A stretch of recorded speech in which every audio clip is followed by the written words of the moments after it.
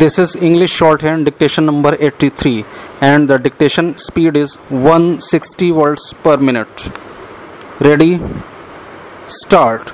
Mr. Chairman, sir, I stand here to support the resolution as originally moved by Pandit Jawaharlal Nehru.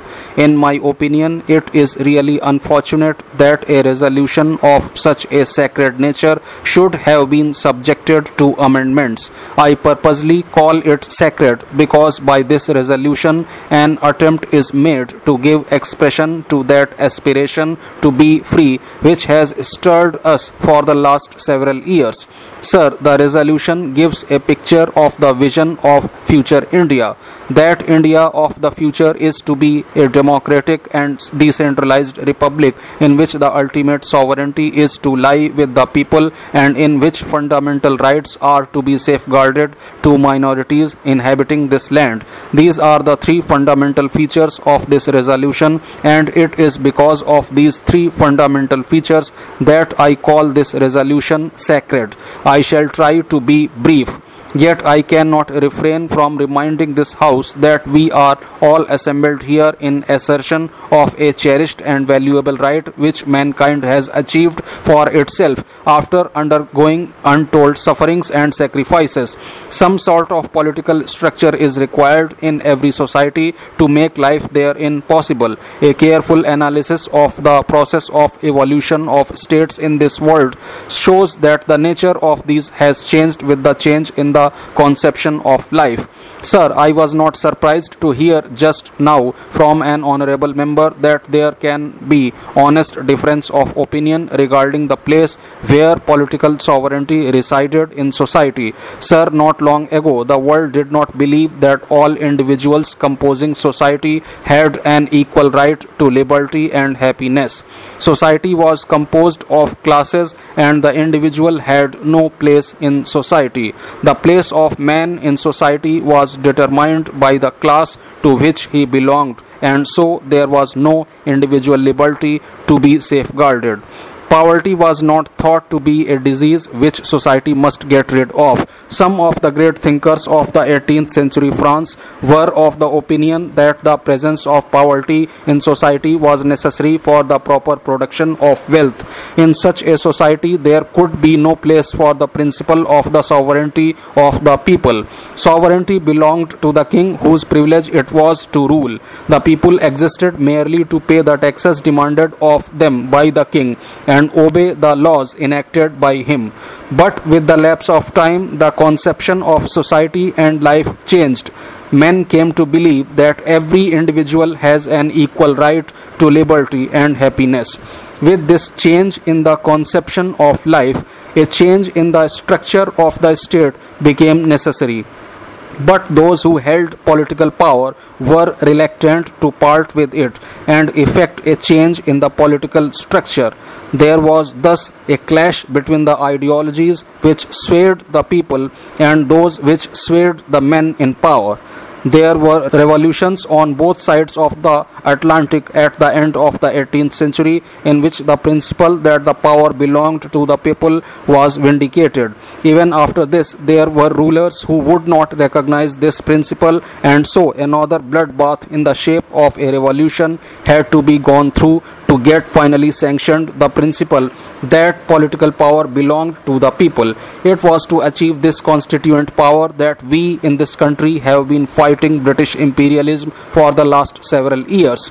It is this which moved this country from one end to the other in 1921 and made its millions rally under the banner of revolt raised by Mahatma Gandhi in that year. It was for asserting this basic right of a people that hundreds mounted the scaffold, thousands faced bullets, and lakhs of people swarmed the jails.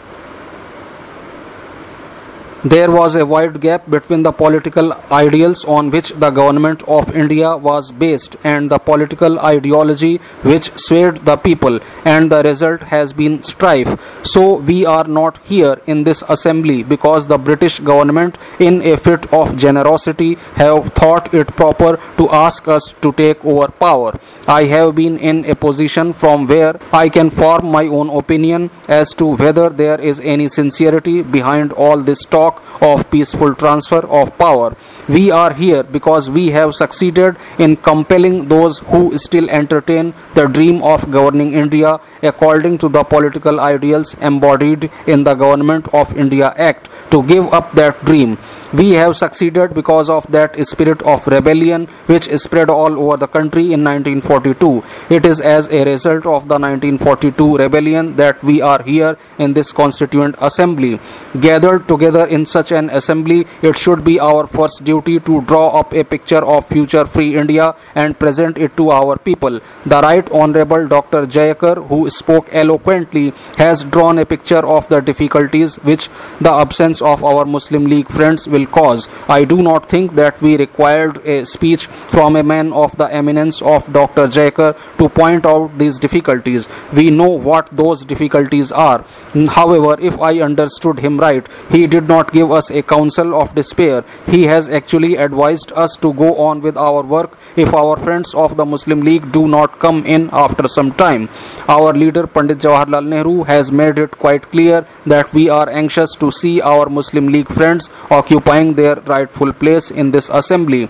Every one of us is equally anxious to see them come back, but I fail to understand how this particular resolution would stand in the way of their coming here at a future date. If we have understood the political ideology of the Muslim League correctly, if we understood the cabinet declaration correctly, there is one matter in which all are agreed, and that is that the future India is to be a united India, and that India might also be outside the British Commonwealth of Nations if the Indian people so decide.